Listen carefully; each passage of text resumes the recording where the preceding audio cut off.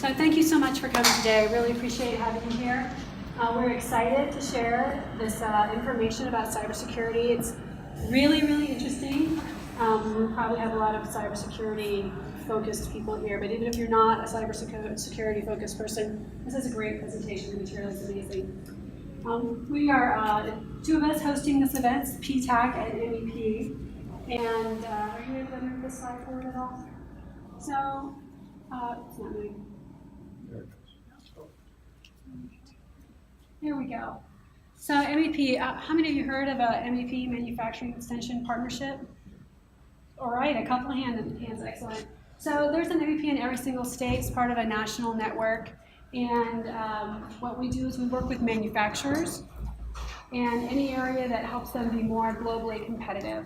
And the things that we try to impact are sales, increasing the headcount, just saving companies money, helping them to invest in themselves so that they can be more globally competitive. We hope that this information that we share today is just one more thing that helps support your global competitiveness. And I really think that you're going to enjoy what you're going to hear. I'm going to invite Chuck Spence to come up here and introduce PTAC and what they do in their organization. Thank you, Teresa. Well, good afternoon, everyone. I'm Chuck Spence. I'm the director of the Procurement Technical Assistance Center. It's a long title for government contract work, and that's what PTAC does. But before I jump into that, I just want to recognize some folks and thank some folks. To Teresa and her team, they have just been absolutely wonderful to work with. I mentioned earlier this morning when we had our first workshop over in Sandy, Utah, that putting this together meant like 10,000 details that had to be covered. And Teresa and Maureen and Mark just did a fantastic job. So my hats off to all of you. Thank you. Let's give them a round of applause. We also want to recognize our sponsor today, who are providing our refreshments and Logistics Specialties Incorporated. Lori's snuck back in. So Lori, thank you for sponsoring that, so everyone can have a Coke and a cookie. So that's important this afternoon. A little bit about PTAC. So I'm curious, by a show of hands, how many of you are not PTAC clients?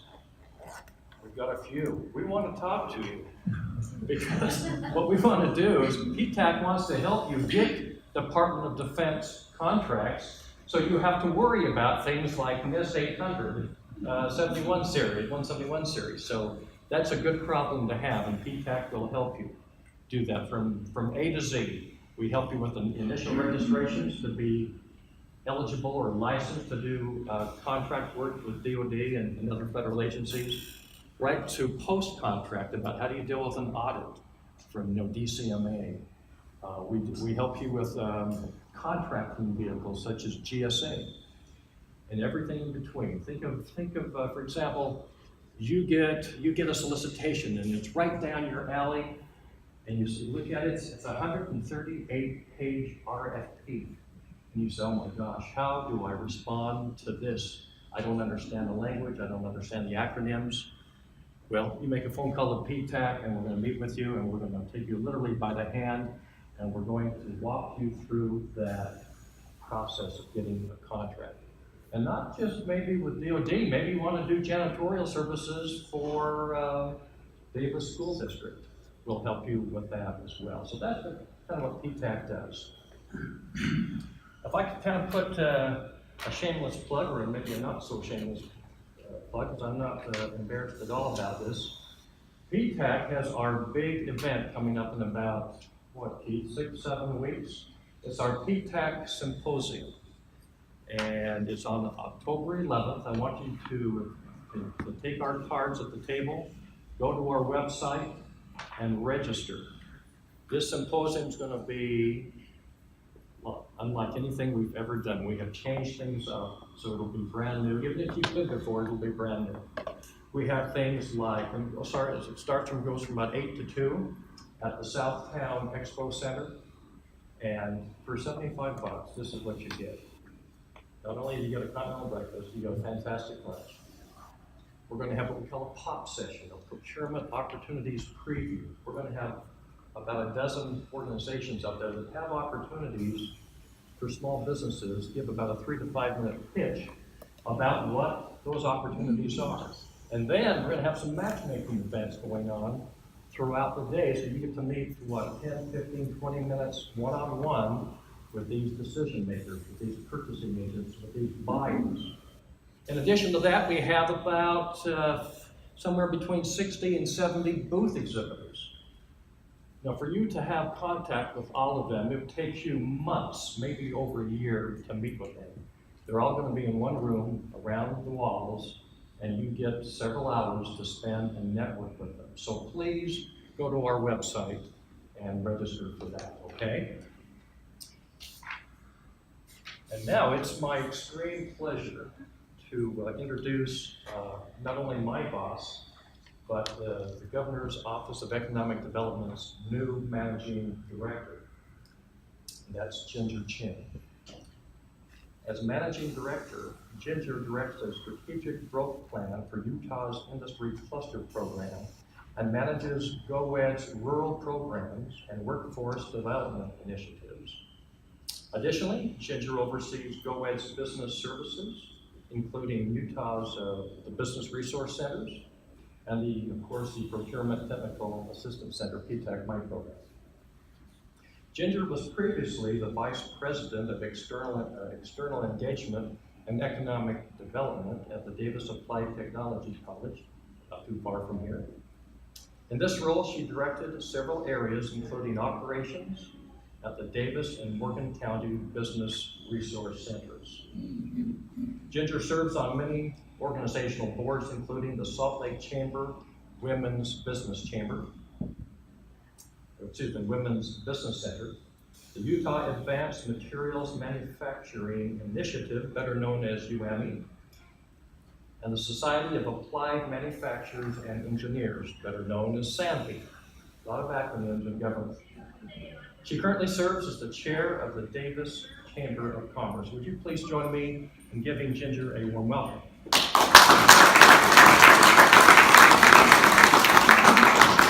Well, thanks, Chuck. That was quite the formal intro. Chuck wasn't joking about the acronyms. So again, I work for the Governor's Office of Economic Development, and I've been there for a short time, for about 4 months, and it is a big mess of acronym soup. That's all we swim in acronyms all the time.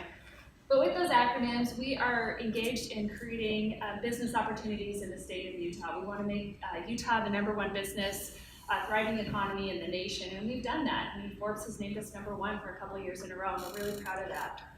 I'm really excited to introduce this cybersecurity workshop for a couple of reasons. One is, as Chuck mentioned, I was at the Davis Technical College and started a cybersecurity program there.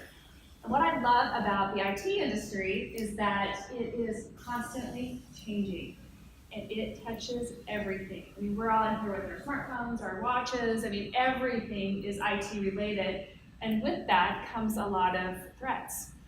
And with those threats comes a dynamic environment as well. Things are constantly changing in the realm of threats. GoEd has several programs, as Chuck mentioned, underneath us.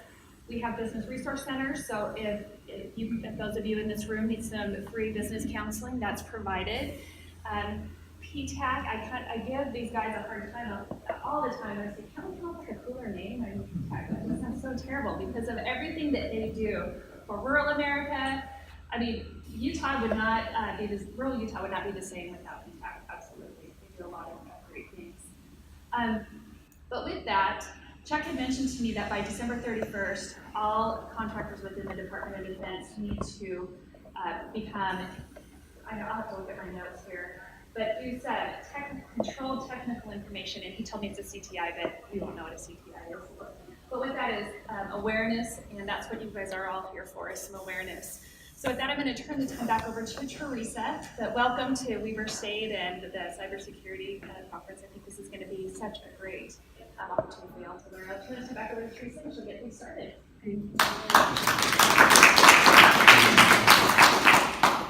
So I've been working in manufacturing my whole career, about 20 years here in Utah.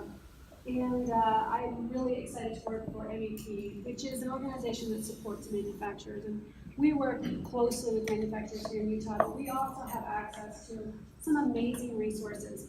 One of those amazing resources is Pat Toth. She has spent her entire career working in the area of cybersecurity and computer security. She holds a Bachelor of Science in Computer Science and Math from the State University of New York Maritime College. She served in the Navy, receiving a Joint Service Achievement Medal and Defense Meritorious Service Medal for her work on computer security guidelines while assigned to the National Security Agency. And if you guys know the NSA, they take their security very seriously. During her 26 years at NIST, she was formerly lead for the NIST Cybersecurity Small Business Outreach, in addition to serving as chair of several computer security working groups, and received the prestigious Department of Commerce Gold and Bronze Medal Awards. So we're delighted to have Pat here today as the Cybersecurity Program Manager at the NIST MEP Center, where she works with MEP centers nationally, particularly in Illinois next week, to improve cybersecurity posture of small manufacturers. So even though she's going to talk about some very serious business here, I will tell you that she's a very warm and inviting person. There will be a Q&A session right after her information. Please get your questions ready, and she can address this for you. Please join me in giving her a warm welcome.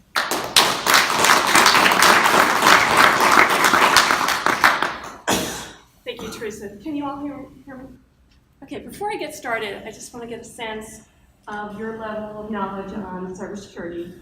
So tell me, in your companies, how many of you have established a cybersecurity program and are improving your cybersecurity? And how many of you are DoD suppliers and need to comply with the SP 800-171? Great, okay, so I kind of combined two talks here today. I have a kind of intro to cybersecurity and a very more technical talk on SP 800-171. So I'll go through the kind of fundamental stuff pretty quickly, and then we can concentrate on what you need to do to meet the DFARS requirement by the end of this year. So as Teresa mentioned, my name is Pat Toth. I'm the Cybersecurity Program Manager at NIST MEP. We're located in Gaithersburg, Maryland. We're the National Program Office for the MEP network. There's an MEP center in every state and in Puerto Rico. So as Teresa mentioned, I've been traveling the country talking about cybersecurity, building cybersecurity awareness, helping folks get into compliance with 800-171 and the new DFARS cybersecurity requirements. So we hear about cybersecurity all the time. It's in the news. I knew it was like really becoming a huge thing about 12 years ago when my mother, who's now in her 80s, got so excited because she kept seeing, NCIS and all these shows about cybersecurity, and she finally understood what I did for a living after all those years. So we hear about it all the time. But what we're really talking about is not just cybersecurity, but information security. How are you going to protect the information that's vital to your business and the information that you need to keep your business going? So there's three things that we're always concerned about in cybersecurity. We're concerned about the confidentiality of your data. Now, my background originally was from DoD and the Navy and working in that space, and keeping things confidential was what we did. But you need to keep things confidential in your business as well, your customer information, your employee information, maybe new products that you're developing.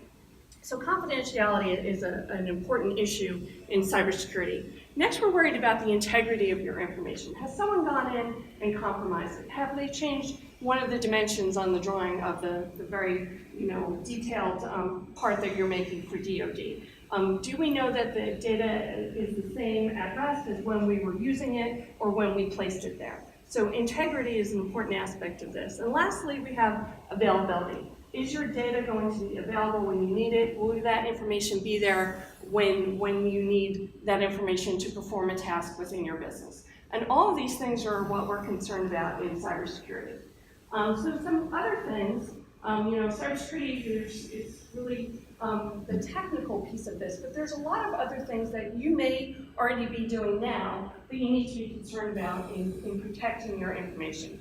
We have things like privacy. Are you protecting the privacy of your customers and your employees? If you're processing financial information, credit card information, payroll information, are you protecting the personally identifiable information, PII, of your clients and employees?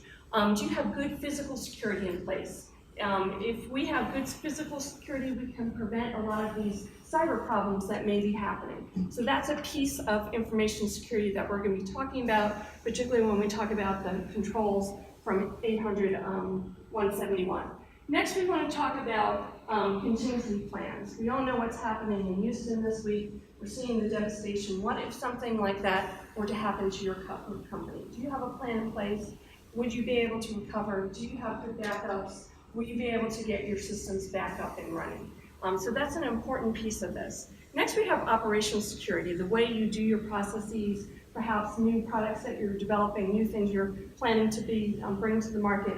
How are you protecting that information? How do you know that a current employee isn't going to take that information, leave, and take it to their next employer? So how do you protect your operational security? And lastly, personnel security. Who's working in your spaces? Who's coming in and day out? Not just your employees, but the delivery people, the UPS guy, the people that come in and clean the spaces in the evening. Do we know who these people are? Do we know what their background are? And can we trust them? And that's an important piece of information security as well. So in my last role at NIST, I was the small business outreach lead on cybersecurity. And I did workshops with the Small Business Administration and the FBI InfraGuard program across the country. And in talking to small business people about cybersecurity, I would often hear things like, well, you know, I don't need to worry about this. It doesn't really affect me. The work that I do is not that interesting. Nobody's going to want to steal my information. Or they think they're not a target, and they really don't have to worry about it. Or they would say, I can't afford it. It's going to cost too much. Or they would say things is like, we're doomed.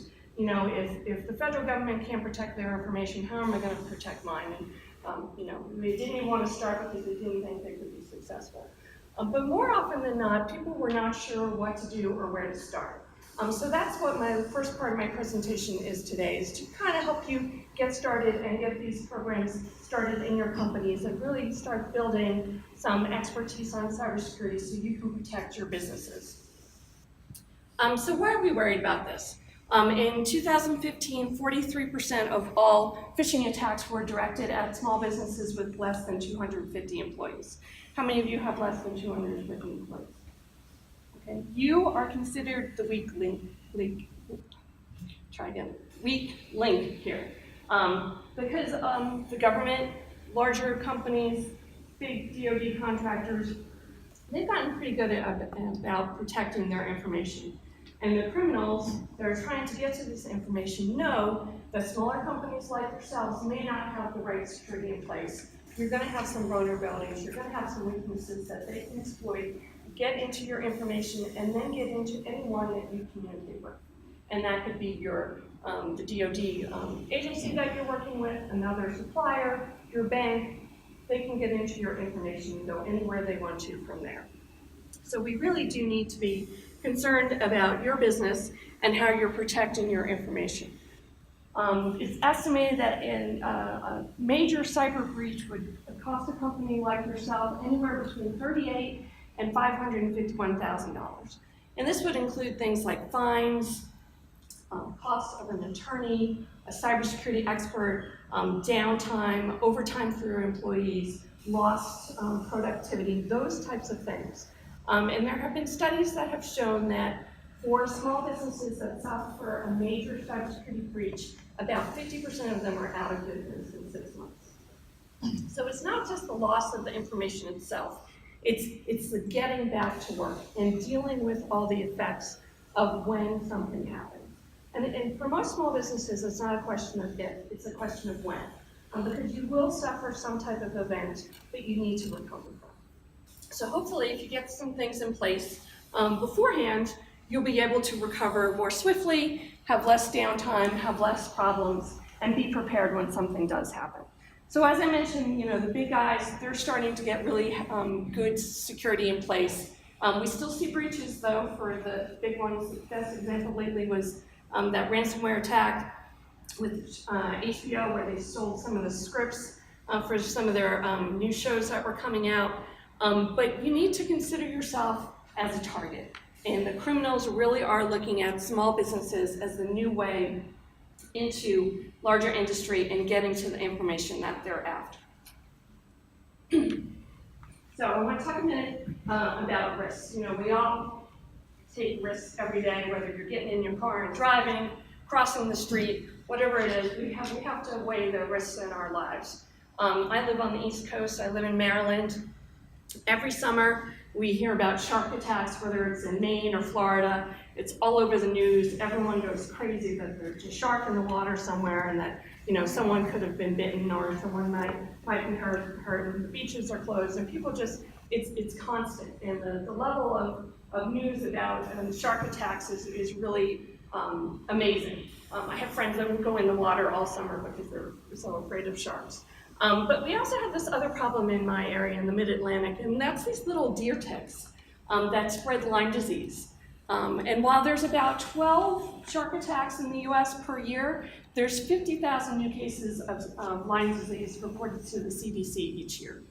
So my point is, there are things that we're all hearing about in the news on cybersecurity. There's these big attacks, big breaches, but there are also things that are happening every day to small businesses like yourselves that could have been prevented, that were easily fixed if they had taken the time to do things beforehand that you're not hearing about. And there are many small businesses that have suffered cyber breaches that have really lost a lot of their potential because of the money they had to put towards solving the problem after the fact. So I would encourage you to do as much as you can to get yourself prepared for when this does happen. So something that we're always concerned about, we're concerned about the risks, we're concerned about vulnerabilities that you may have in your system. And this could be the way that you've set up your system, whether or not you're keeping your operating system current, the types of work your employees are doing, so that we have vulnerabilities that we need to address. And we're also concerned about threats, things that can exploit those vulnerabilities and do harm to us. So we're always concerned about risks, threats, and vulnerabilities in cybersecurity. So some of these types of threat vectors you may have heard about. The latest thing that we're seeing is that there's been a big increase in ransomware among small businesses. Have any of you experienced a ransomware attack? Okay. Would you mind sharing? You don't have to go into all the gory details, but give us an overview of what happened. Well, I work for an MSP, so we have multiple clients, and we've had several of them that have gotten hit. Invariably, they're always an email attachment, unfortunately. In every single case, it was a complete loss of the server. Luckily, we had good backups, but like you mentioned earlier, it was a loss of business, downtime for several days as we rebuilt the server and re-put the data back on. It's painful. It is. It is, and luckily they have those good backups in place. Yeah, exactly. So what was the dollar figure roughly that they were asking for? That they were asking to pay the ransom. Decrypt it. It was about $500 in one case. Another one was in Bitcoins. It was a point something Bitcoin, right. But around $500 is okay. the end. Which really, if I was going to go to that trouble to do that to you, I would be charging you a lot more than $500. But it is big business. And if you don't know what ransomware is, basically you or one of your employees will get an email. There'll be an attachment or a link in the email or a file attached to it. They open it, they click on the link, and malware is installed on your system. That could remain dormant for months. And then at some point, it will start to encrypt all of your files. And you will no longer have access to your own information. And what you need to do is pay them the ransom in order to get the key to decrypt the file so that you can see your information and get back to work. Now, if you have good backups in place and you know you can get your information back, then you wouldn't need to pay the ransom. For a lot of small companies who don't have those good backups, they're paying the ransom. And they'll get their information back because this is a business, and these people know if everyone pays the ransom and nobody gets their information back, they're going to stop doing that, right? This is big business, but over time, they're going to come back and they're going to do it to you again because they know you're a target So you really need to take this seriously. I did a small business workshop in upstate New York about a year and a half ago. There was a small business person in the audience. She had been a victim of a ransomware attack, and she said it was amazing the level of sophistication of these criminals. They priced it just at the point where she considered paying it. For her, it was about $7,000. For most of you, you would probably go ahead and pay $500. It seems like that's a small price to pay for the aggravation, and they know that. So this woman decided to pay the ransom. She was having difficulty converting dollars into Bitcoin because they like to be paid in Bitcoin because that's untraceable. And she couldn't figure out how to do it. She wasn't real tech savvy. And then she went back to the email that she had got from the ransomers initially and noticed that there was an 800 number on there that she could call if she had questions or issues anywhere in the process. So she was able to call them. They walked her through the process of converting dollars into Bitcoin. She paid the ransom.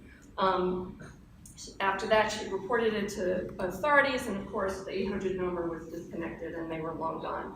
But this is very sophisticated, and they are really targeting small businesses. So you need to be concerned about that. And if you do nothing else after today, please make sure your backups are good, make sure you're doing them automatically and as frequently as your company is going to need, and test those backups. Make sure that you can take those backups and get back to your normal operations, because if you can't, you're going to have a problem when one of these hits you. Okay. So we at NIST, we came up with what we call the NIST cybersecurity framework, and basically this is just a way of thinking about cybersecurity in an organized fashion so that we can explain what most people consider to be a very technical thing to folks like yourselves, and walk you through a process of how you go about protecting your information systems. So I'm going to be going through each of these 5 steps, and we're going to talk about some tips and some things that you need to do now in your systems if you're not already having good cybersecurity in place at your company. But the first thing you're going to want to do is identify where your valuable information is. What is the most valuable information you process within your business? If you're a bakery and that secret cookie recipe is the most important thing, then that's the thing you need to protect. So only you can identify where your assets are and what level of protection your information needs. So we ask you that you identify that first. Then we ask that you build in some mechanisms to protect that information. Things like encryption if that's necessary, or access control, or physical security. How are you going to protect this information that's valuable to your business? Next, we need you to be able to detect when something happens. Because in many times, a lot of these viruses or malware or ransomware, they will lay dormant in your system and you may not know it for months. So the earlier you can detect it, the better. So we're going to ask that you have detection systems in place and mechanisms that allow you to find these problems before they cause too much damage. Next, we want you to be able to respond to an incident when it happens. Are your employees trained on what to do? Do they know who to contact? Those types of things, and have a plan in place for when it does happen so that you can respond properly. And lastly, we want you to be able to recover, to get back to, what's that? That's one company, like it never even happened, that disaster recovery company, do you know what?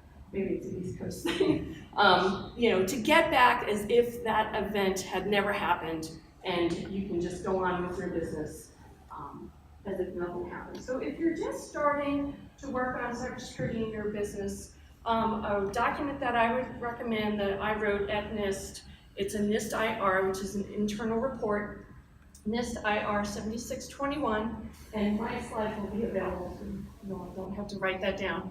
But basically, this is a document that walks you through the very fundamentals of information security for small businesses, all based on the NIST cybersecurity framework. So we go through those 5 steps, help you analyze your information, do a very simple risk assessment, see where you're vulnerable, and then decide where you need to put your efforts to secure your systems.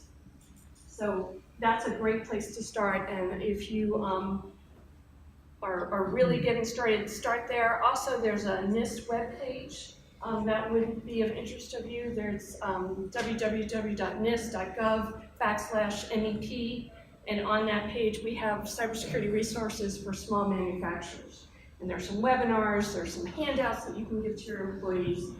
My slides are there. There's lots of information there, including this document, that might be useful for you if you're just getting started on cybersecurity in your company. So first of all, we want you to identify what information you really need to protect. What's most important to your company? Next, we want to make sure that you know how much your information is worth. You're not going to spend $100,000 to protect information that's worth $100. So we always have to make those risk-based decisions and do some cost-benefit analysis and decide where we're going to put our efforts. Next, we want you to understand your threats and vulnerabilities, and this can be based on where you're located, the type of work you're doing, how sensitive the work is, and we'll talk about more about that. And really, to understand where you can go and get help when you need it. MEP Center here in Utah can provide help. The PTAC can provide help. Oftentimes, your local law enforcement might be able to supply some resources. The FBI, they have a program called the impaired program. They can help with different situations, help you get you ready in case you're having problems in cybersecurity. So know those things, know who you can contact. If you're going to contract out and get a cybersecurity expert, that you can have a relationship with when you need to and you can bring them in. Have all those things in place before something happens. It's a lot easier to do that, when you're not in that panic mode after something has happened. Oops, I went too far. So our first step is to identify. So we want you to do an inventory of all the assets, all the IT assets within your company. Do all of you know where all your IT assets are in your company right now? You do, because you keep track of it, right? Do the rest of you keep track of it? Probably no, right? So every laptop, every mobile device, every workstation, do you know where it is? Do you know the information that's contained on it? And if you don't, you need to start worrying about that, because if things are walking out the door and you don't know about it, then your information is lost and your information is vulnerable. A lot of small companies that I've been at, they don't keep good track of their inventory. More often than not, they have a stack of old workstations in the corner that they haven't used in 3 or 4 years. Maybe they're planning to donate someday, but they haven't wiped the hard drives. And all that information is still sitting there. And you don't know always who's coming in and out of your business. You don't know if there's payroll information on there or tax return information or whatever information you may have on your employees or your customers is still contained on those systems. And you need to make sure that you're disposing of them properly and wiping that information clean. We also want you to do some background checks on the people that you're hiring. Some states you can do this before you offer employment. Other states you need to do that after you make an offer of employment. You need to check and see how you do that here in Utah. But that's a good thing to do, so you know the history behind your people and you know where they've worked, what information they'll be bringing to you, and whether or not you can trust them with your information. We want you to have individual user accounts. More often than not, you start a small company, it grows really rapidly, you have 2 employees, suddenly you have 10, 15, 50 employees, and often small companies, we share the information among everyone in the company. There's no reason why why everyone in the company should have access to everything. And the way we can control access is by having individual user accounts and passwords so that we know who's coming in the system, when they're coming in, what they're getting access to. If you have your passwords set up by department, like let's say everyone in the accounting department has the same username and password, then you have no traceability. So if some funds go missing, you won't know, based on the user ID, who is doing that within the system. So you really need to get this established in your company. Make sure your employees are not sharing their passwords. Make sure that the people who have a higher level of privilege are not sharing their passwords with people who have less privileges on the system. So let's say in the accounting department, you have one person who's authorized to pay bills. You have bills that come in, they're the person who can cut the check and send off the money. a person's out sick and they give their password to one of their coworkers. Now that person has all the privileges that person who's homesick has. So they can pay bills, they can write themselves a check. You've lost control there. So we really want to make sure your employees are not sharing their passwords. This is the point where I get a lot of eye rolls for most of my audiences, because I'll talk about policies and procedures. And small business people, I know, my husband has his own business. We argue about this all the time. I'm a government person who's an entrepreneur. It's a conflict in my house. But policies and procedures are the way you're going to tell your employees what they can and cannot do.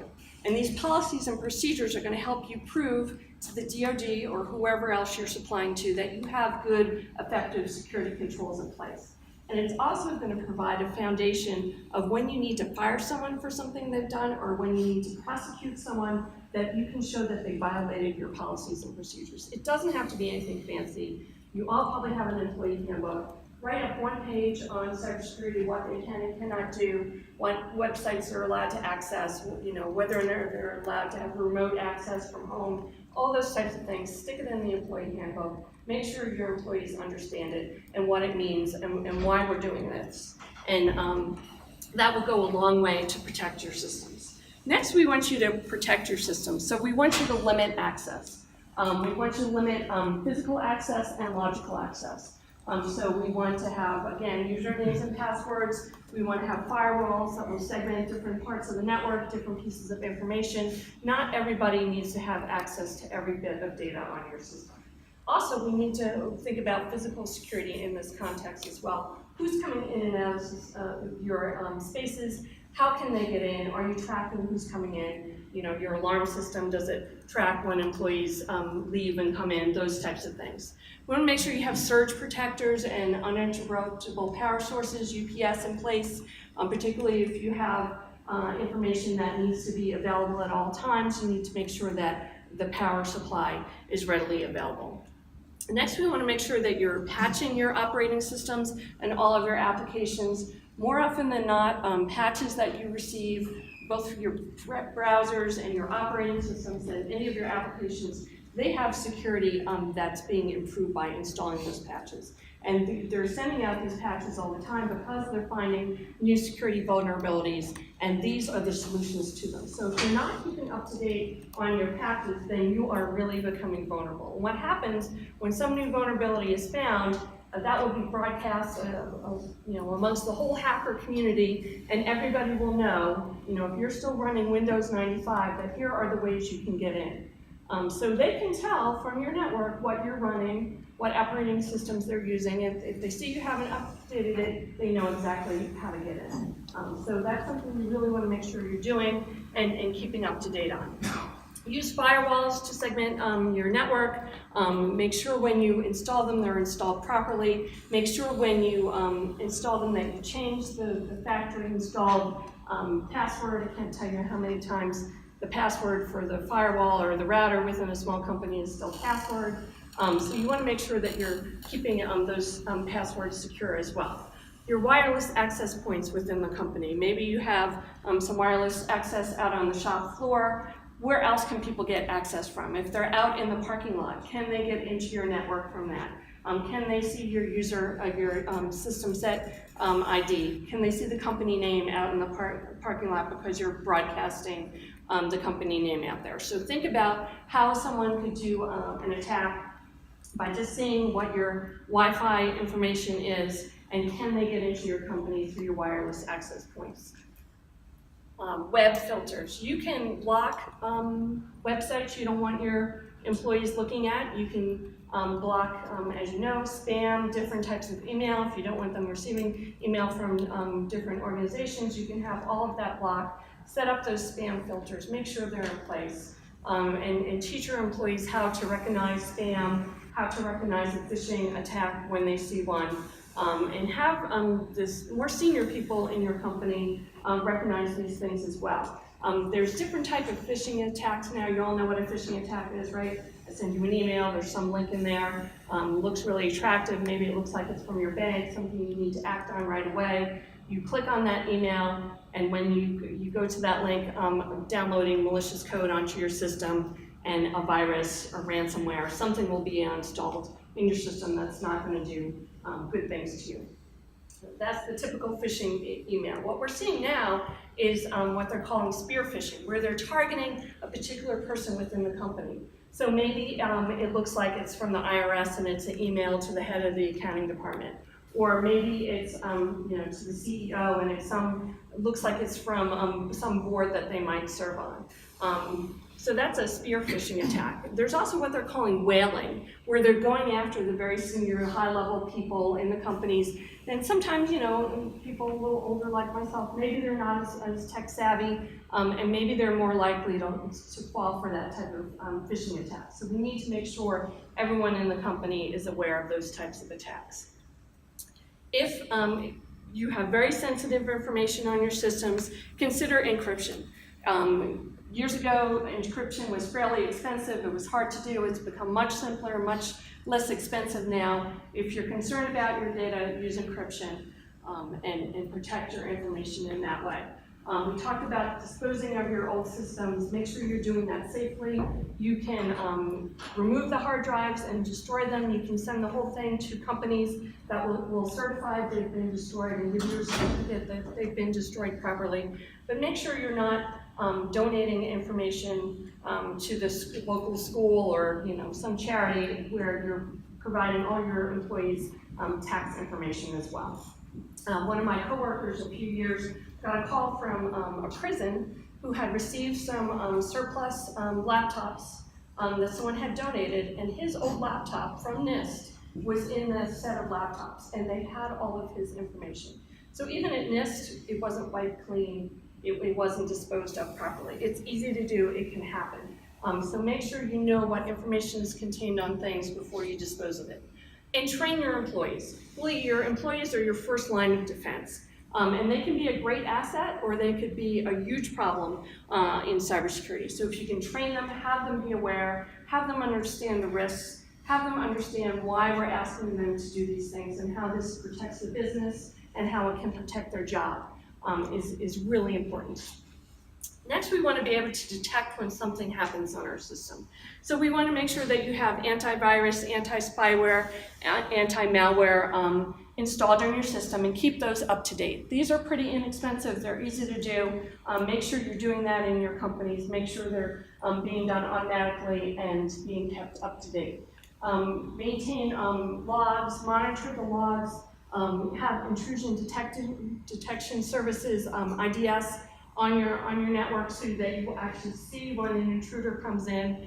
You may also want to monitor what your employees are doing and take a look at those audit logs now and then. If someone is working from home at 2 o'clock in the morning on a Saturday morning, it could be they had a great idea that they wanted to start working on, or it could be that they're doing something malicious, hoping nobody will know. So we need to be monitoring the audit logs and seeing what's happening on our systems. And again, train your employees. Your employees should be able to identify a phishing attack when they see one, and they should know who to contact and what to do.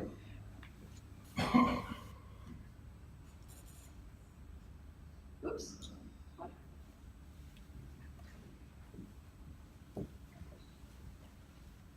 It's a malware attack. Well, the next step is we were on detect. Respond. So we want you to be able to respond to an event when it occurs. Have your employees know who to call, who to talk to, what to do, and have that plan in place before something actually occurs. Just write up one sheet of paper, have it available, at everyone's desk, so they know what to do when something actually does happen. Lastly, we want you to be able to recover. We want you to be able to go to your backups, pull those backups down, and get back to work right away. And the only way you're going to be able to do that is if you've been doing your backups regularly. And that depends on your business, how often you need to do them. Some businesses, you might need to do them hourly. Some, you might need to do them daily, some weekly. You need to decide what's appropriate for you. But you need to make sure that your backups are stored in a separate location from your business. If you're a real small business, it could be at the business owner's home, it could be at a safe deposit box, at a bank. You can use cloud services and store your backups in the cloud. If you're going to do that, I recommend that you encrypt your information before you put it in the cloud, because there have been some issues with some cloud service providers that they're not always protecting the information the way they should, or it's not always clear from your agreement with your cloud service provider who owns that information.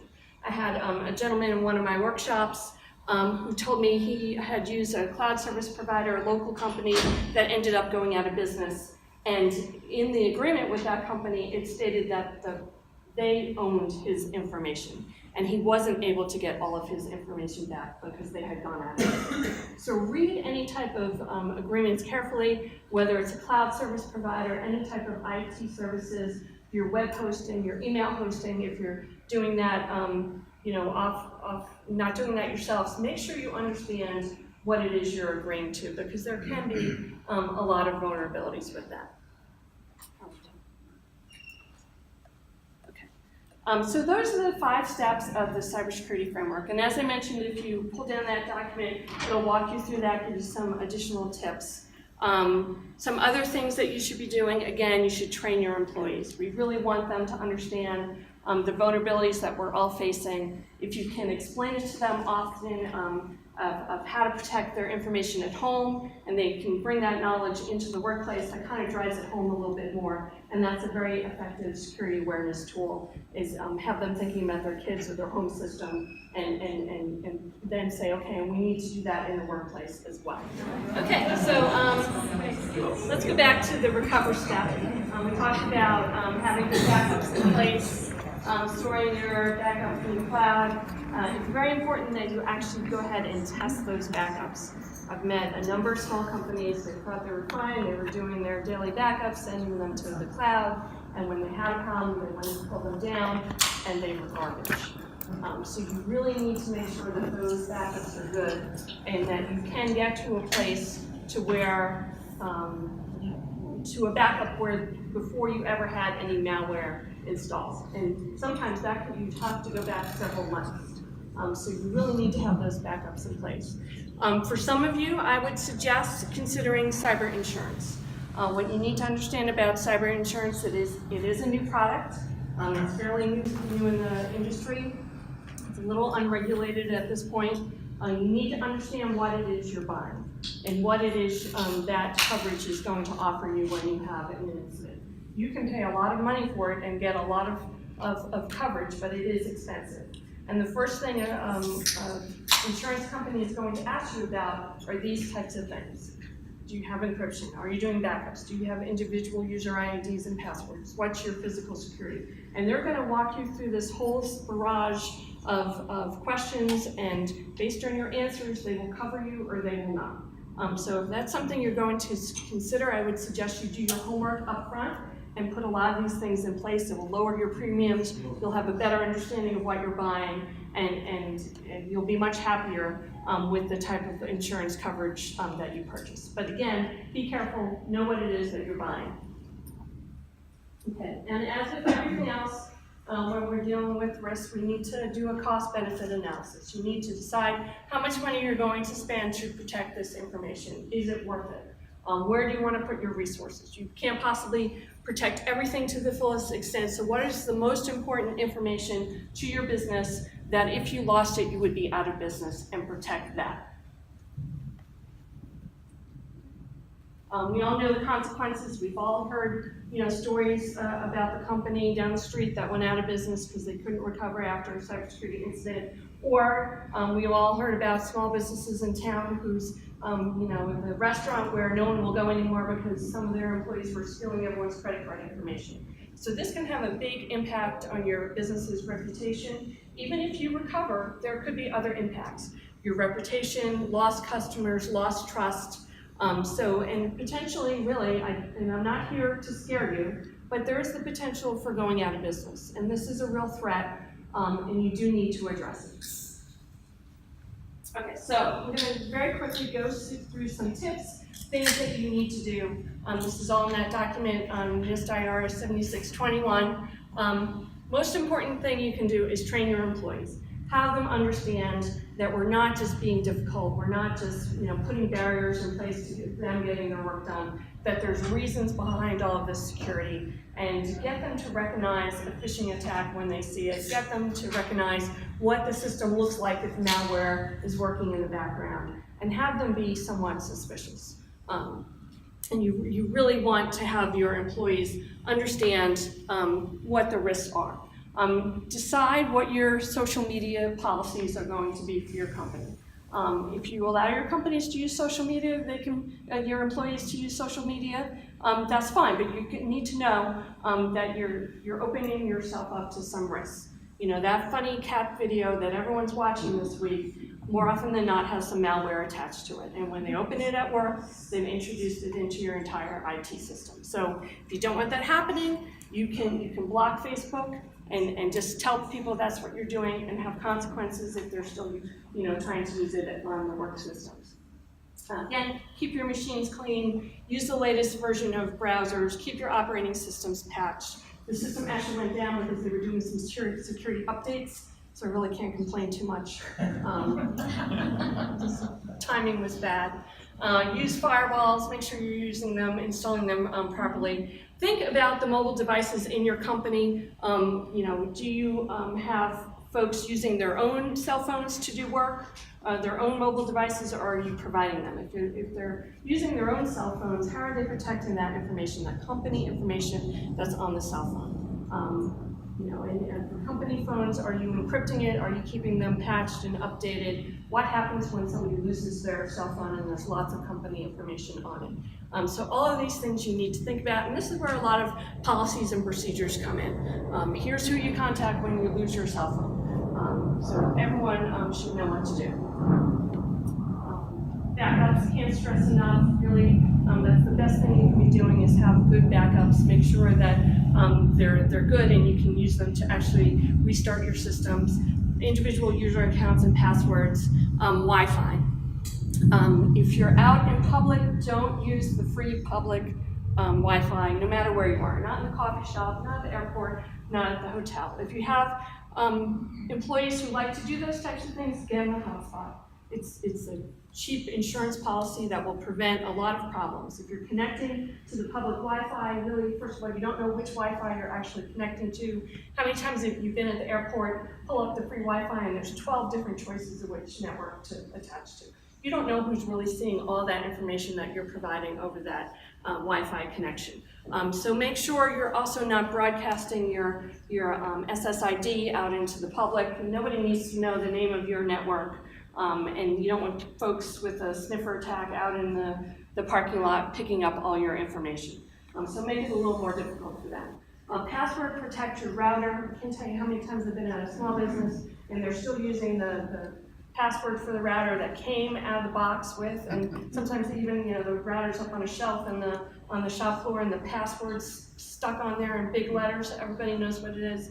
Think about your routers and how you're protecting that information. If you're accepting credit cards, make sure that you're using the validated systems that the credit cards provide. Make sure you have your anti-fraud systems up to date and in place. And really basically limit access to information. Not everybody in the entire company needs to have access to everything. And define what people's roles are in the company and what they can see and what they can't see. And that separation will provide a great deal of security for you. And also, only certain employees within the company should have administrative rights, administrative privileges, meaning that only certain people should be able to download software and install it, or install new software on your system. So you don't want every employee downloading every free piece of software they find that they think will help them to do their job a little easier. So that's, anything free is gonna have a cost to it, and in cybersecurity, the cost is there's probably malware. There's a reason why it's free. They want you to use it, they want to get your information. Strong passwords, we've heard this constantly. Teach your employees how to select a good strong password, what that means. 12 or more characters, uppercase, lowercase, special characters, numbers, and make sure they change their passwords at least every 3 months. A multi-factor authentication, so this basically means not only do you have a user ID and a password, but you have some other piece of information you need to provide. This can be a token, it could be like a RSA card that you use, it could be that you get sent a text and you have to put in that code. It could be a fingerprint scan, a retinal scan, some other additional layer of information that you need to provide before you get access to the system. So think about that for your most sensitive information. And again, train your employees. Okay, so now for the folks in the room that are DoD suppliers, I'm going to talk about NIST SP 800-171. But even if you're not a DoD supplier, know that many industries are coming up with cybersecurity requirements that they're going to be pushing down to their supply chain. I'm actually working with an automotive industry group where they're taking the security requirements from 800-171, adapting them for their needs, and they're going to be pushing those out, and everyone in their automotive supply chain is going to need to comply with their requirements. There's already requirements for healthcare. The financial sector is pushing out requirements, even on one person, financial planner person, they have to have a certain level of cybersecurity now. So this is coming. So the DoD has put this requirement in place. The GSA will be doing the same. There's no deadline yet for the GSA, but the DoD has a deadline of December 31st of this year. You need to be in compliance with SP 800-171. So as you know, that's in the DFARS, it'll be in your contracts. What's going to be required is that you're going to self-certify that, yes, I'm meeting these requirements. So let's talk about what these requirements are and what they mean and what you need to do to be able to truthfully say that you're meeting them. So here's where you can find this NIST publication. NIST worked with the National Records and Archives Administration, NARA, to develop these recommendations for security requirements for DoD suppliers that process, store, or transmit controlled unclassified information.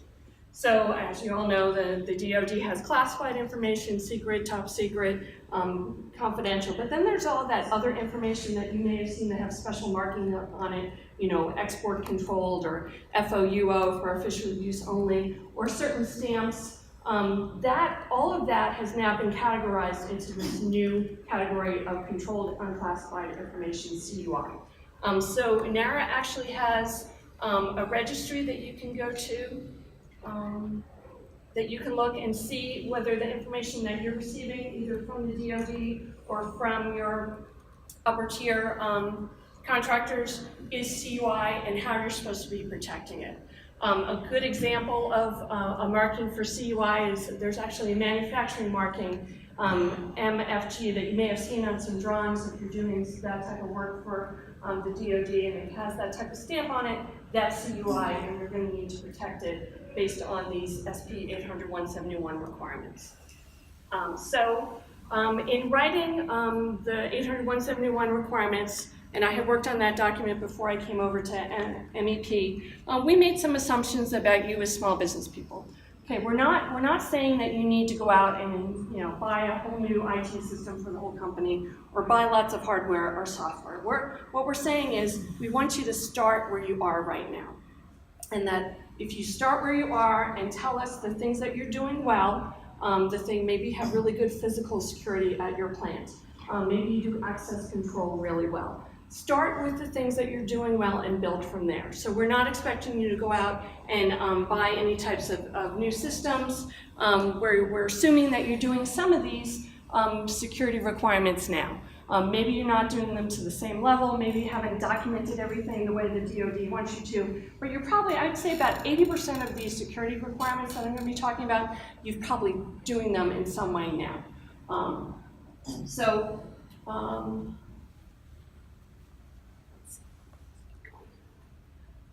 there are 14 different families of security requirements in 800-171.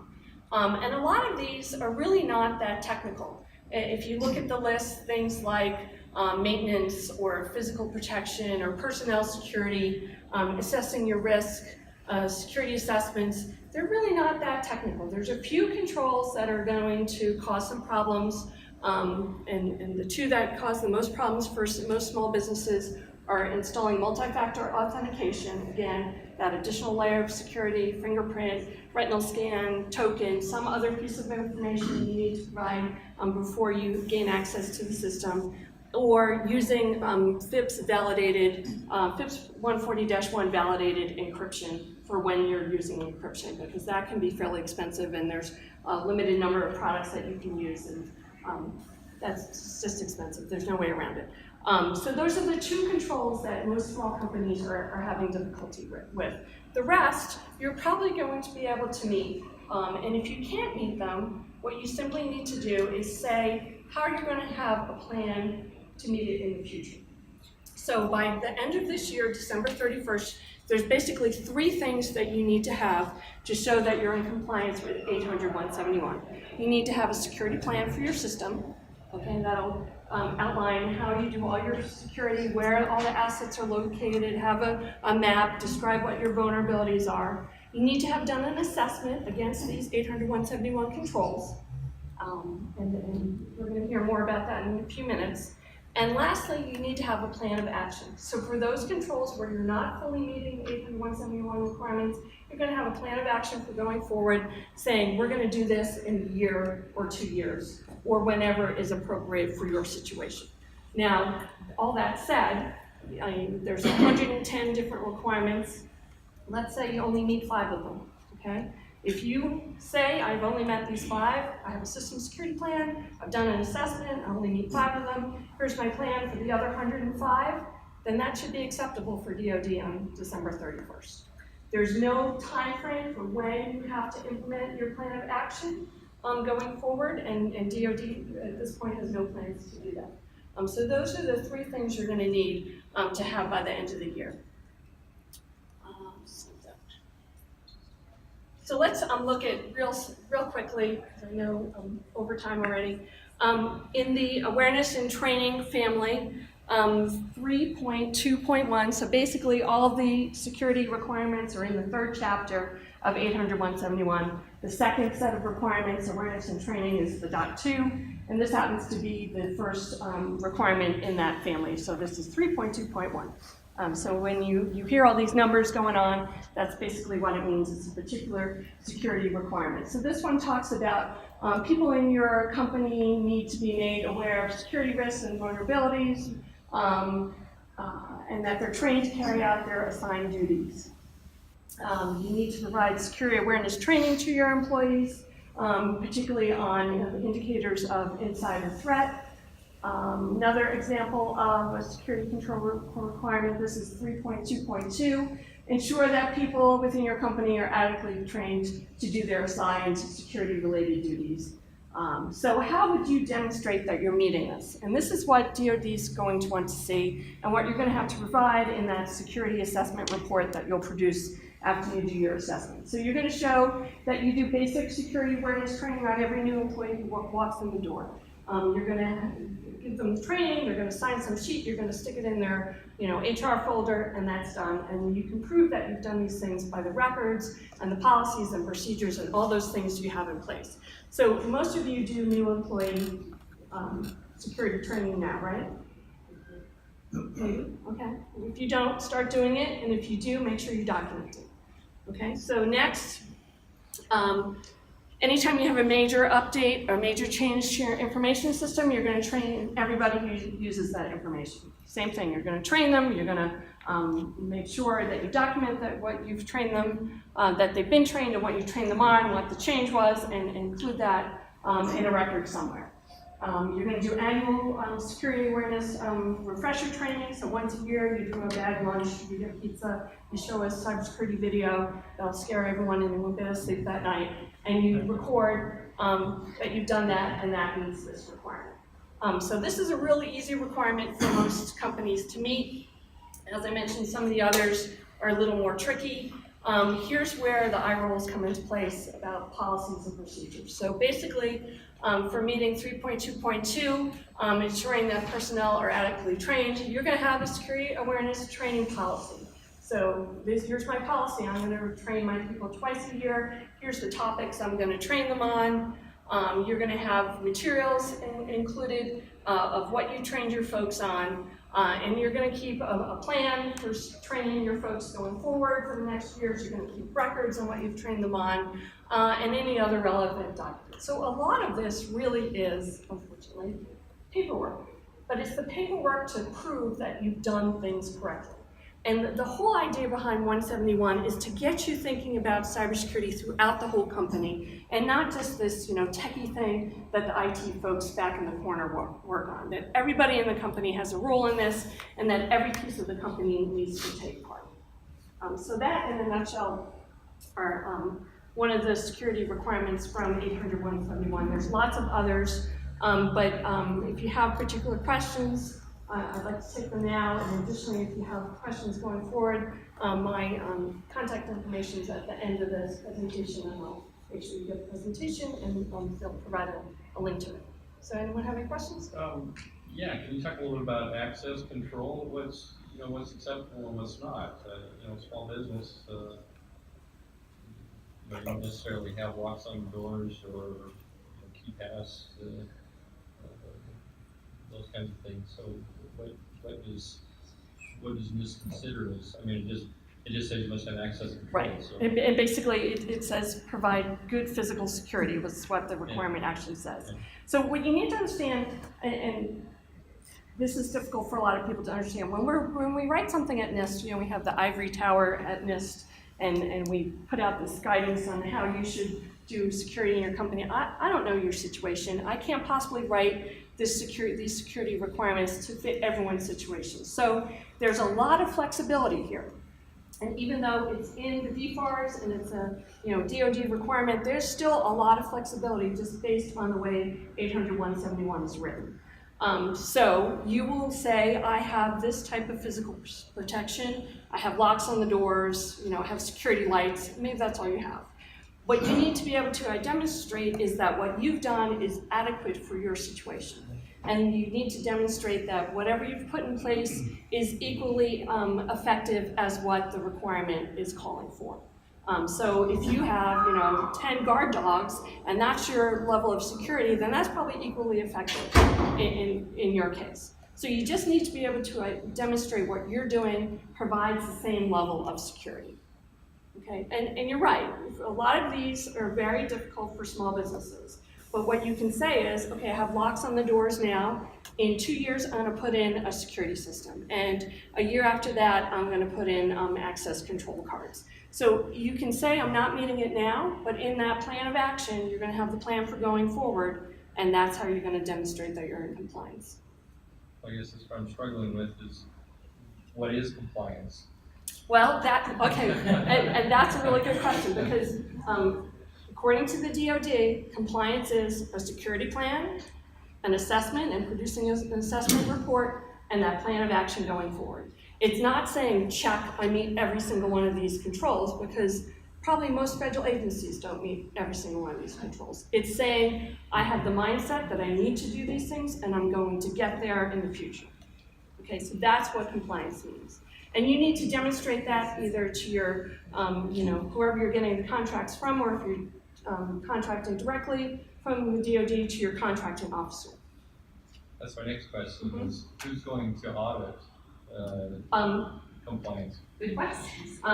Right now, there are no plans to audit this. So you're going to self-certify that you're meeting these requirements.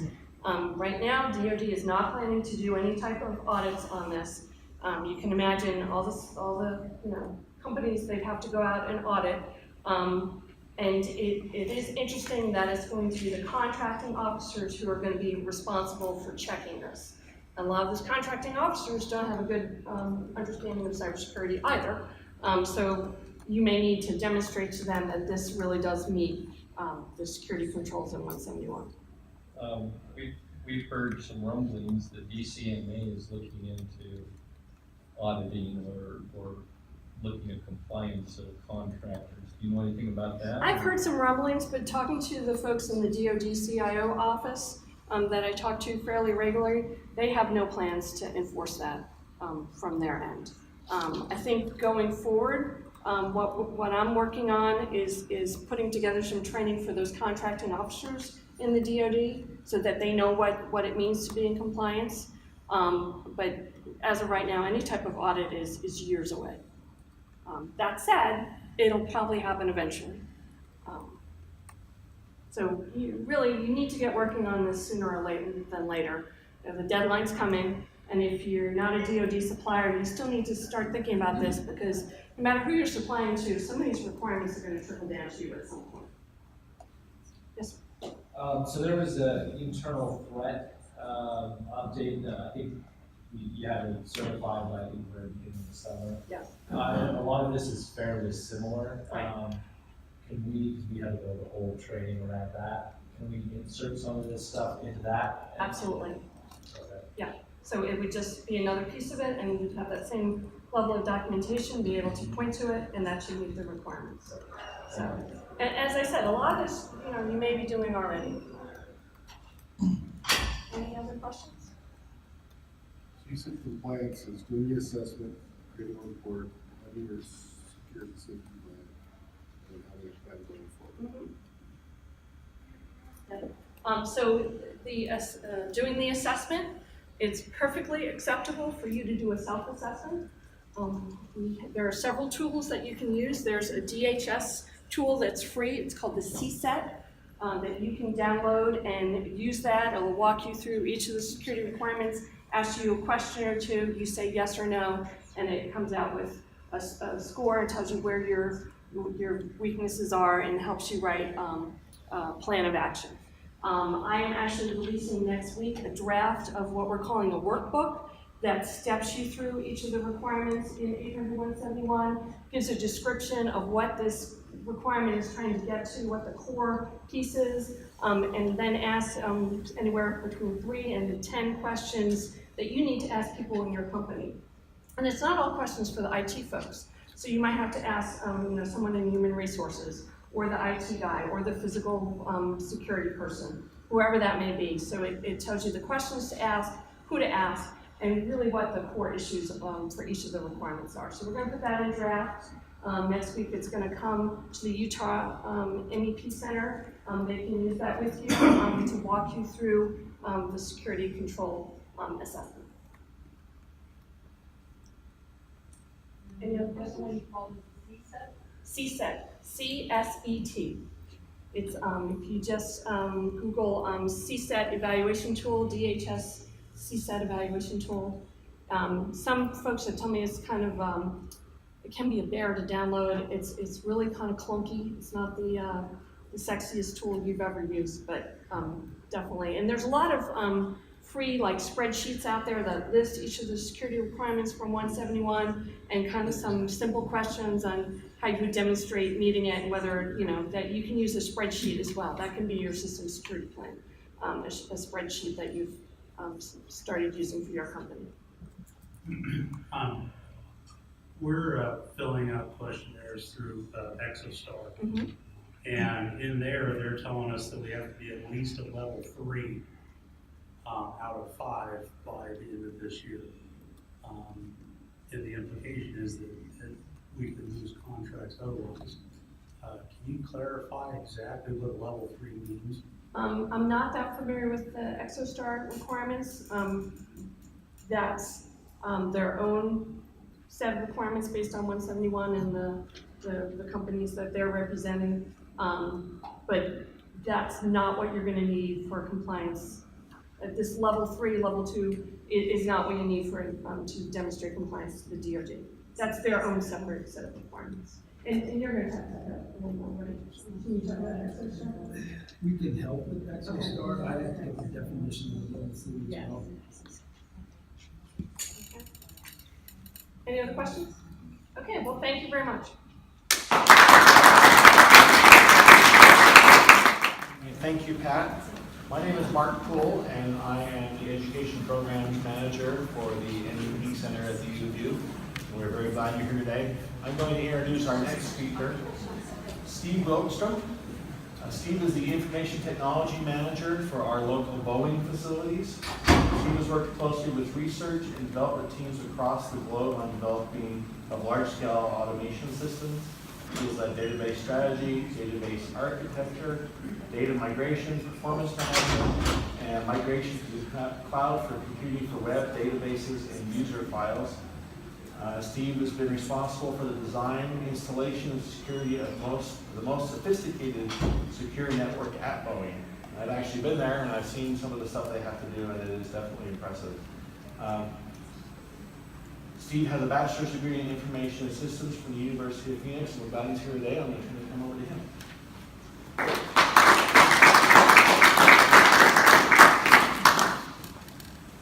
So I'd imagine we're already out of compliance with audiovisual people, because I saw them put tape on the floor, and everybody's been out of regulation for quite a long time. So first off, thank you, Mark. You made me sound way more important than I really am. So out of Boeing Salt Lake, I've been there for a number of years. I have a team of data scientists that work for me, network engineers, factory automation, server admin, we do everything. And I just want to give Boeing a plug. It is the coolest company to work for. So what I really, I'm part of the commercial division, and Boeing, we put stuff in outer space. And we're going to Mars. So if you think about that, the moon is 250,000 miles away. I've got a car with 250,000 miles. Mars, 34 million miles away. And we're part of the society that's helping humankind get to Mars. And I just think that is it just gives me chills thinking about it. It's the coolest thing in the world. So yeah, Boeing's neat. So what my goal here is Pat did a wonderful job telling you about all the regulations, and I'm going to kind of talk a little bit about the why. You look up here, the FBI and the National Center for Manufacturing Sciences tell us that smart manufacturing technologies are open to cybersecurity attacks. Duh. We know that. And we know that is there. But now, so let me give you a little bit of the scare. Everybody remember that show? I believe it was called Scared Straight. And they get the little hooligans up there and they take them to the penitentiary, and you get the big mean, penitentiary guys that try to scare the bejeebies out of them. So hopefully we're kind of do a little bit Scared Straight with you. But my goal is to kind of show you why it's so important to Boeing. And, because everybody's heard the term, hi, we're here from the government, we're here to help. And you think, oh, regulation, more regulation. Regulation isn't a bad thing. So at Boeing, I'm mostly concerned with what happens out in the shop floor. And I'm really concerned that people get their email in the front office, but I'm really concerned that our $6 million trim and drill 5-axis machine is working 100% of the time and there's nothing wrong with it. And so what that does to keep that going, we call it standard work. And so instead of looking at this regulation as more government regulation, look at it as standard work. And you look at the Toyota way of doing, lean manufacturing. It's standard work, standard work, standard work. Because if you've got standard work in place, everything runs smoother, your business is better off. And so what some of these wonderful regulations are is giving all of us standard work to live by. And if you look at it from that point of view, rather than just more regulations, I think you'll do better. So it's more than a compliance activity. It is a compliance, but it's more than that. I say it's an obligation to your employees in the community. So you're an employer, you have all these people that work for you. You've got people new starting out and they get their money from you, and if they just found out that they're gonna have another child and that really cool car they used to own, they've got to trade it in for a minivan, and they need to buy that, and they do that by the resources they get by you, because you're paying them. And then that goes all the way up to somebody like me who's got 2 kids in college going to Weber State, and I'm paying their tuition. And so, there's this obligation, and then just to the community. Because if you go out of business or are severely hampered by your business, then your employees don't have the cash to buy the new minivan. I don't have the money to pay the tuition to Weber State University for my kids. And that's part of that supply chain. And they say the supply chain is only strong as the weakest link. And you don't want to be the weakest link. And so we're going to create standard work, and everybody does the standard work. It makes it better for all of us. And it also, it helps out your business. It helps out product safety, anti-tampering, intellectual property, identity theft detection. Now there's one with an emotional catch. You know, if you have a bunch of your milling machines out in your shop floor that aren't working, probably not going to hit the 5 o'clock news. But boy, if somebody gets in and they steal some PII information of your customers and stuff, man, you're going to have every news channel parked in front of you're going to be everywhere. And you think about that. So that, you know, there's some things that have a real emotional charge, and that's one of them. You want to protect your brand, the integration of the supply chain. Remember, we're all in this together. If you can't provide products and services to Boeing because you've had an attack and you can't get your product to us now, and we've got a $200 million airplane on the line that stopped because there's these special fasteners that we can't get. And until we put those fasteners in, we can't move the product down the line. So, you're looking at this stuff and it's just coming at you from everywhere and everything. So the key is just step through it slowly. One thing I feel really good about it is that after listening to Pat, I'm thinking, yep, we've done that, we've done that, we've done that, we've done that. You know, we've checked the boxes. And you think, yeah, but Boeing is this big, huge company, and they have all these resources, and you're absolutely right. But what they do is they break it up into chunks. You know, it's not one big whole thing that's handed to me, it's a chunk. And then we do this little piece, and we do this little piece. You step through it, and it'll get you to the compliance. And I think the key is that you have a plan in place. And that's the key, is you have a plan. And that's important to us. Okay, Jeremy Rifkin said this, great author, a lot of really good books. But the Internet of Things, you've heard that terminology. I like to call it the Internet of everything. Everything is connected. And it says, the first smart manufacturing revolution in history, connecting every machine, business, resident, automobile. There's communications internet. Everybody knows what that is. We all use that every day long. Energy internet and the logistics internet. Let me give you an example of the logistics internet. It's one of our buildings out in West Jordan. It's pushing 1 million square feet. Within that building, we have power substations, multiple substations, to monitor all the power and control the power. Well, you walk into that substation, and there's a Cisco switch and a fiber connection to the next substation, to the next substation, to the next one, all back to a central location so that we can monitor all of our power requirements to all of our machines. Because to us, we spend a lot of money keeping those. If we can get our power bill down because we're utilizing our power more efficiently. So part of the energy internet, the logistics internet, what is that? So think of Amazon. So in geopolitics, they say one of the things to tell whether a society can move up is how well they can move big, heavy stuff around. You know, that's the hardest thing is moving stuff. Well, right now, the logistics, Amazon is working on, imagine the barges coming over from Pacific Rim, China, East Asia, full of all those metal shipping containers, and then it gets to the United States and they unload those things and the train's moving around, they get this truck pulled down, they get that one, they have to move these 4 over here. Well, Amazon's looking at that going, we need to be more efficient.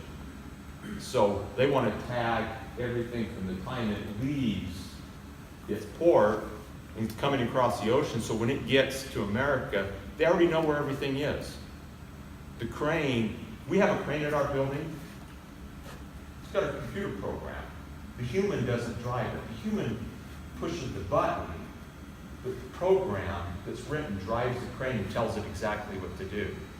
So imagine everything interconnected, the Internet of everything, moving the crane, already telling the logistics company where the trucks are going to be, to load down so everything goes smoothly. And the more smoothly it runs, the more standard work we have, the better it is.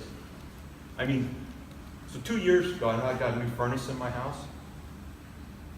And you can get your app on your phone, turn it up. Well, last year, my furnace sent me an email saying I'm having a problem. My furnace. So imagine going to heating and air conditioning guy 20 years ago and saying, hey, you know, these furnaces you're putting in, they're going to communicate to people. They'd laugh at you and think you're nuts. And I called up my AC person, and they go, oh yeah, you know, the humidity was high real low last week. If you get another one, call me, but this is just anomaly, you're just fine. But it was my furnace.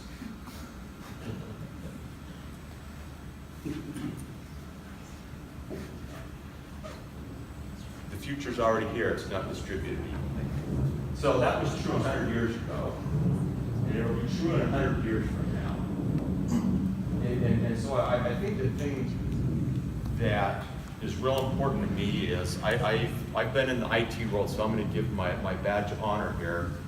You know, at Weber State University, Fortran and COBOL classes and punch cards. You know, I've been around this stuff for a long, long time. And everybody builds what I call office networks. And I guess I'll say this for an office people. I care about the network out in the shop. That's where the goose that laid the golden egg is. That's where that's your money maker is out in the shop, or whatever your business is, your production line. And if you're gonna think that you can take a very, very expensive machine tool and plug it into your office network, I would highly recommend not doing that. You know, so that's what we talk about is one of the things is segmentation and how you do that. And so everybody's got all these IT people that are used to, you know, the easy button is to build office networks. Anybody can do that. But to be able to segment your network and have something for your machine tool network, for your voice network, everything so that it's separated, that's where it takes some skill and some attention. My guess right now is that your IT staff spends a lot of time making sure that the servers are patched, but I bet they don't spend a lot of time wondering if your Siemens 840D controller is up to spec. Because that's outside, that's not what we do, and it's time to kind of change that thinking. So the key as you move forward is, so like at Boeing, when we go to buy a new mill, usually, you know, equipment engineer goes out and they spec out and say, we've got X amount of dollars to spend. This is the requirements. We need the mill to do it. It needs to be able to cut this and do this. And they go out and buy it and it shows up. Well, now, part of that requirement is we have my factory automation people, the IT people, they help develop the requirements to make sure that the mill we're buying can plug into our segmented network and that it's protected. Okay, back to the scare tactics again. So it says right up here that excess of 140 days, when somebody gets in, they've been there for 140 days.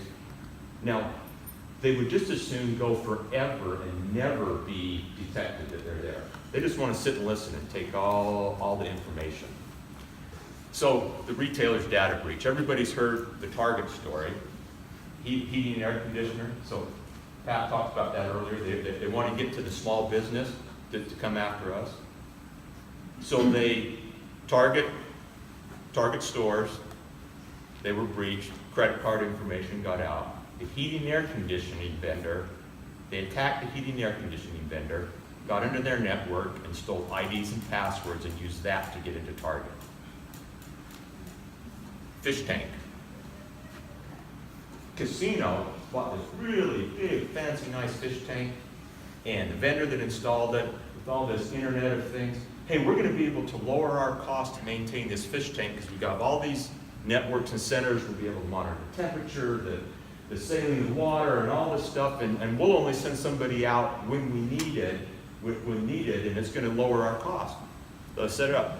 Luckily, the casino was paying attention and they were able to stop it. Phishing. Lying in wait. So the United States Chamber of Commerce had a breach. They were attacked and they found out. They worked with the FBI. The FBI worked with them, got everything cleaned up. A few months later, they found out they were still being monitored. And they found out that it was one of the corporate apartments, the thermostat on the wall is how they got in, and then there was also a printer. So it's very important. Everything is connected. And the one thing about technology, the better it is, the more invisible it becomes.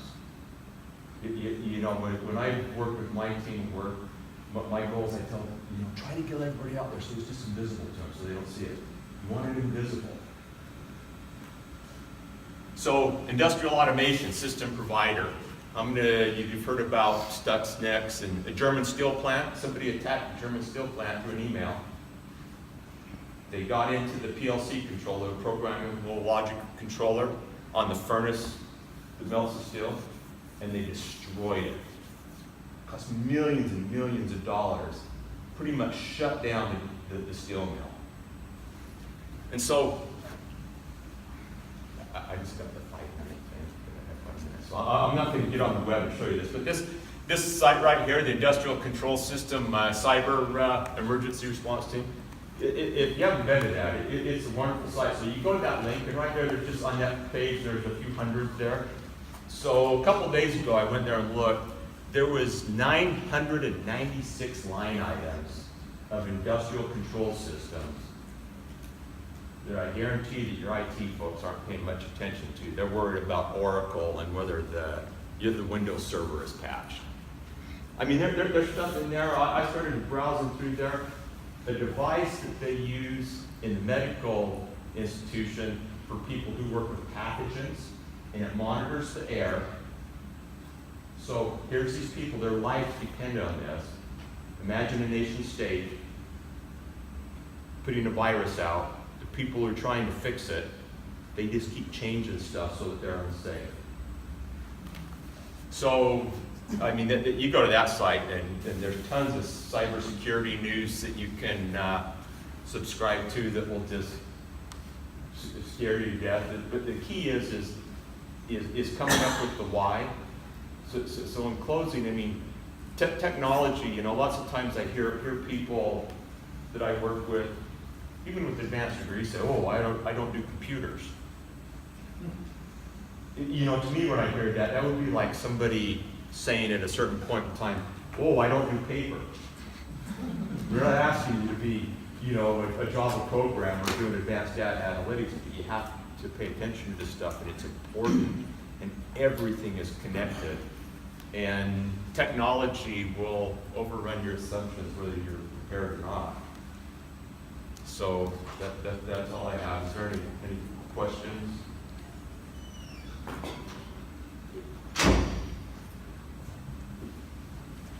All right.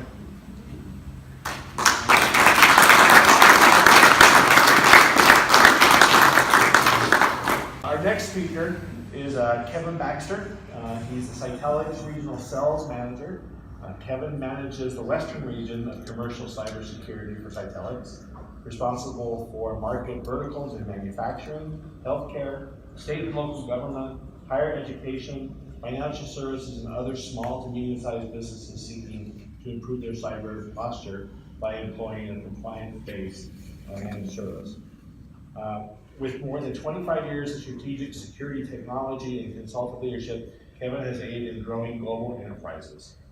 Kevin earned a bachelor's degree in business administration with a focus in marketing management from California State University, and we're very glad that he's here today to speak with us.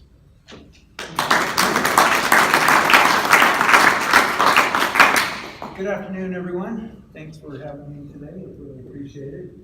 You've heard from Pat about all of these requirements and things that are going down, you know, why this is happening, you know, from Boeing. So what I'm here today is to talk to you about a solution for getting you to NIST 800-171. And because NIST is an industry standard, it's not only applicable to the DoD, but it's also applicable to commercial non-DoD manufacturers, because there's a framework there, as Pat explained, that would be applicable to anybody in setting up a cyber security solution within your environment. So we are a managed service provider. We belong to a parent company that's been in security for about 25 years, called IMRI. They work closely with the federal government. They are, Army NetCom uses the solution today in 4 different locations around the world. So what we have done is, at Cytelix, is we're the commercial division for IMRI, and we've taken that solution, basically scaled it down, and put together a plan that will help small, medium-sized businesses meet this new requirement by the end of this year. So we've taken this and we priced it affordably to go after companies that are less than 50 employees, that have never thought about cyber, that don't have an IT organization in place. So we have the ability then to put together recommended communication strategies, develop security best practices, and proactively maintain security controls and compliance within your environment, and giving you control of that on a daily basis through our portal. And I'll show you that here at the end. So this is kind of a sum of all the parts. You've heard all these numbers being thrown out today. The FARS .7012, that points directly to NIST 800-171 for controlled unclassified information in non-federal systems and organizations. Then there's this thing called the CSET, which Pat talked a little bit about, cybersecurity evaluation tool, 110 questions that you need to go through. They're yes or no questions. And with our solution, we provide you with a score from 0 to 100 on how you do against those 14 control points that Pat talked about. And guess what? All of this is supposed to be in place by the end of this year. If you're awarded a new contract, you have 30 days with which to notify your prime that you have a plan in place, that you have a plan of action to remediate things that may be wrong within your environment today. And if you're breached, you have 72 hours with which to notify your DoD prime. So how do you go about doing all that stuff? And we'll talk about that here with our solution. So Pat mentioned the 3 areas that you need to be compliant with. One is the CSET that you have to go through, a gap analysis, and a plan of action and milestone report. The other area that we put in is continuous monitoring. So when you take this snapshot of doing the CSET today and you do the gap analysis today, well, how do you know tomorrow that somebody hasn't gotten into your system? So having a continuous monitoring capability that's running 24/7, 365, that's monitoring all of your endpoints, you're gonna know if somebody's trying to get into your network. And then if you are breached, you have to prepare the proper notification in order to get that to your DoD prime. And so a lot of this stuff is kind of like a foreign language to a lot of people. So having somebody or a company with experience around this that can help guide you through it, walk you through the CSET, do a vulnerability scan of your network, provide you with a gap analysis that'll go from a high-level overview to the nitty-gritty details about what you need to do to remediate, and it will show you what the priorities are within your network that need to be addressed first. So it'll go from critical to low. And then we'll provide you with that plan of action and milestone report that you can then provide to your prime to prove to them that you have a plan in place and that you're moving towards compliance. So as I mentioned, we go through a solution here. There's it takes probably 6 to 7 hours of total time to go through the CSET interview, to provide you with the gap analysis after we do the vulnerability scan, and provide you with a plan of action and milestone report. So we walk you through that on every one of the reports that we provide, to give you the details so that you understand exactly what has to happen. And then we have the continuous monitoring that's set up, which is a cloud-based solution that runs in a FedRAMP equivalent facility. And that then provides you with monitoring 24/7. We also have the ability to be your security operations center. I mean, you guys do manufacturing is what you do best. It's not IT, it's not security. So what we have is we have the ability to monitor your network on your behalf. So if there's an alert, we will notify you. And if it's something that we can remediate digitally, we will do that on your behalf, obviously with permissions and whatnot.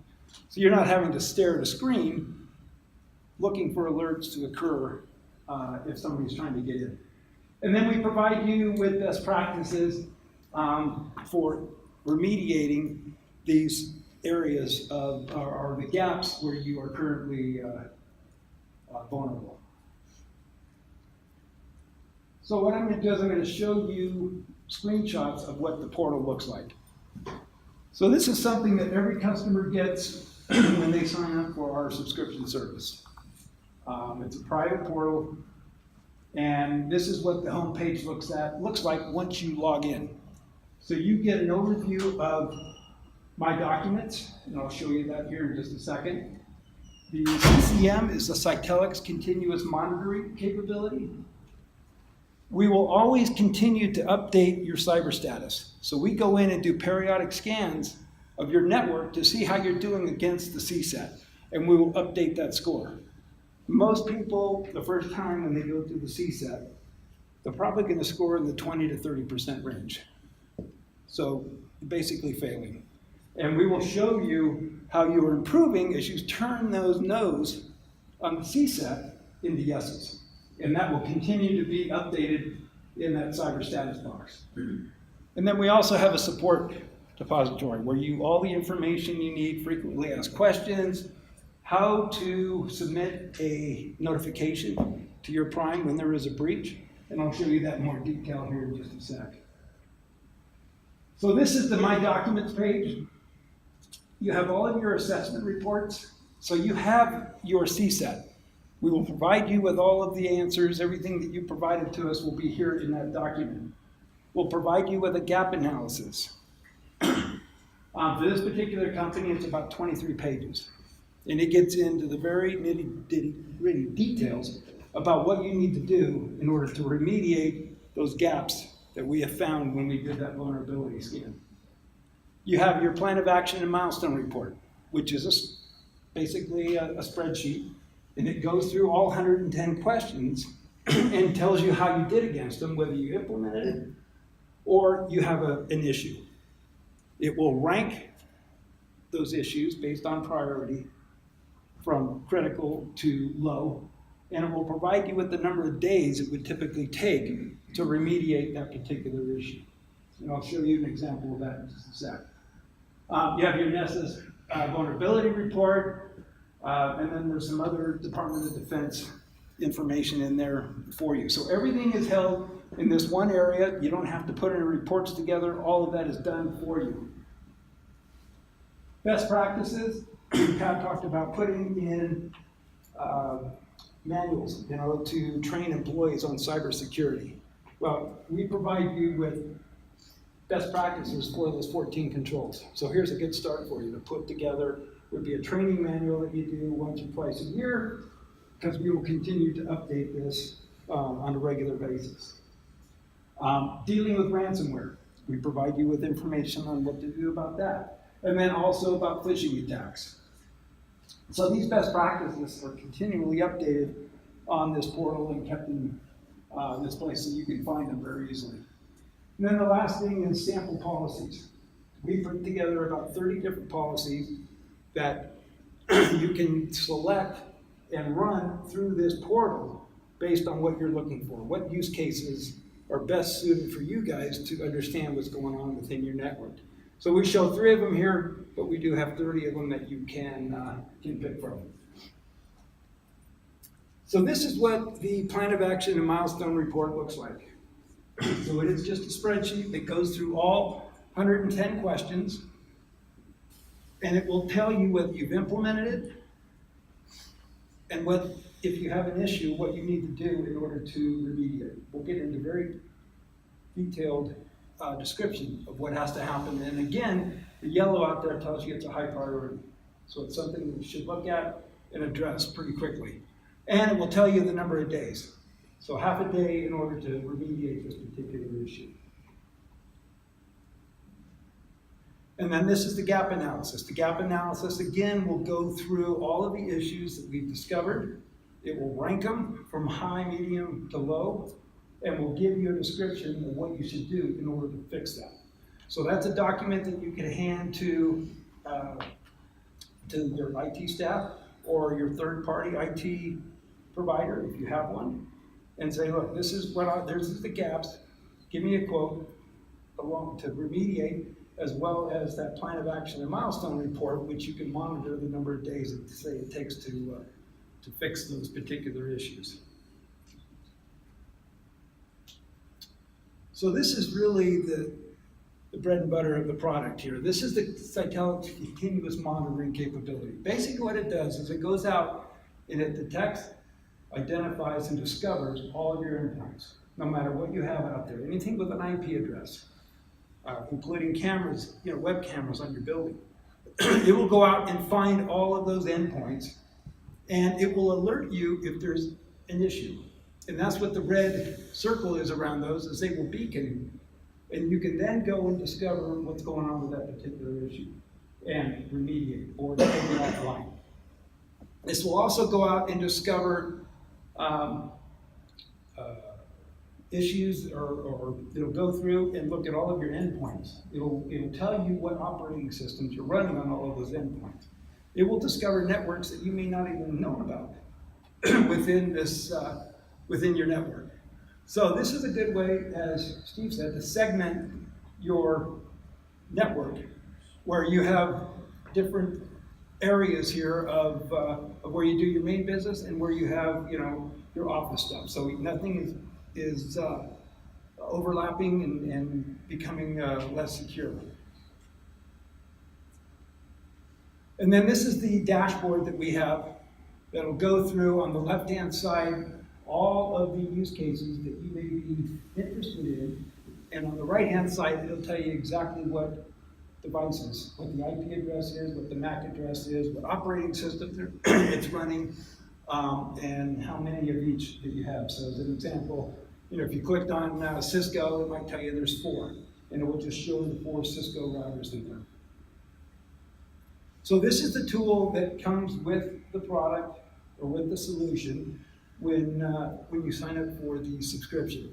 So by having all of this continuous monitoring, you're going to know when somebody is potentially attacking your network, and you can do something about it immediately.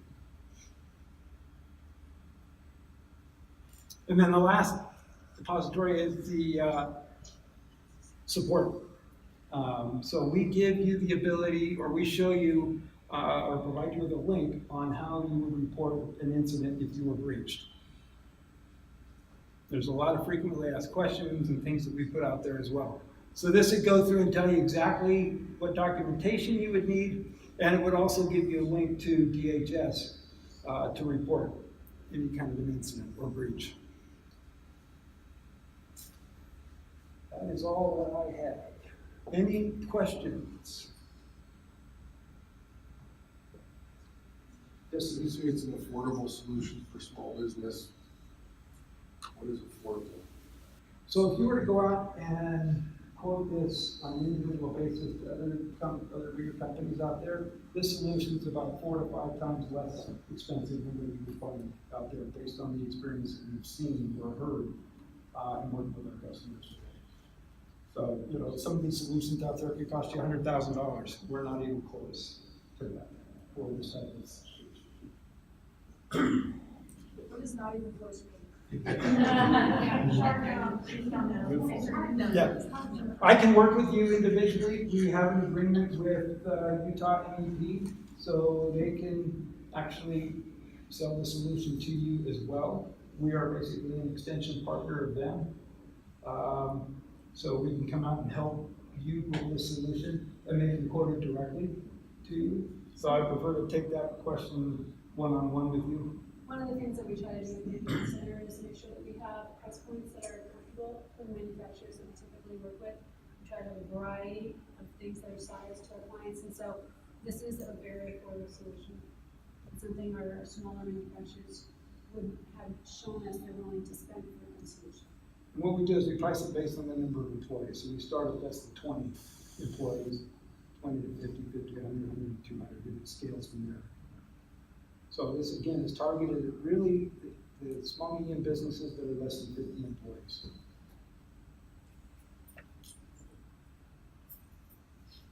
Any other questions? You come on site. Yes, so we can come on site, whatever is necessary to support you. It's really up to the customer. And we work with you guys to do that and coordinate that. Making sure you live demo versus screenshots.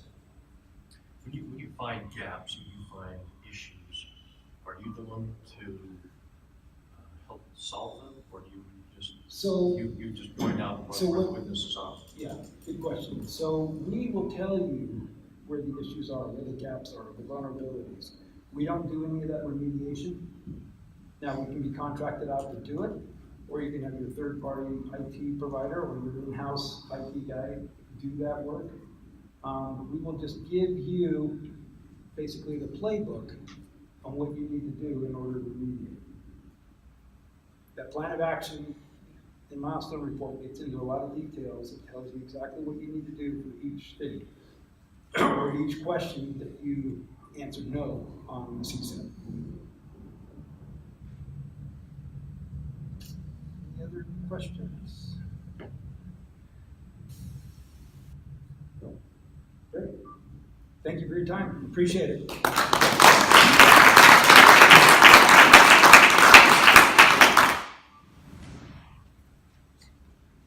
Hey, thank you, Kevin. We're just about at the very close here. I'm going to wrap things up. We'd like to thank everyone that has attended today. Especially like to thank our speakers who've taken time to join us. And Teresa and Chuck for their support, and LSI for the goodies. I'm super thankful for that. Never one to turn away a brownie or a cookie. Just in close, kind of the next steps that are available out there. PTAC and MEP, we are designed, we are here to help, small and mid-sized companies. That's the reason we exist. So we want to be able to help. Right now, MEP is offering to do a free discovery session with any company. That's what basically means that we'll sit down with you for an hour and answer any questions you have about cybersecurity, help you decide what solution is best, whether you want to go up on your own, help you do a gap analysis, or you want a full-blown solution like Kevin just talked about. We could be there to help support and guide you in the right direction. On our website, which is mep.utah.edu, we are posting some templates and some tools that are out there to be used. We're doing some webinars. We'll probably post Pat's slide deck out on there as well, so you can take a look at it. So please visit our website because we'll have things there to help. So definitely, we're here for you. Don't hesitate. There's business cards, I think, that are out there. Give us a call. We'd love to help. And again, thank you very much for coming today. Have a safe drive home.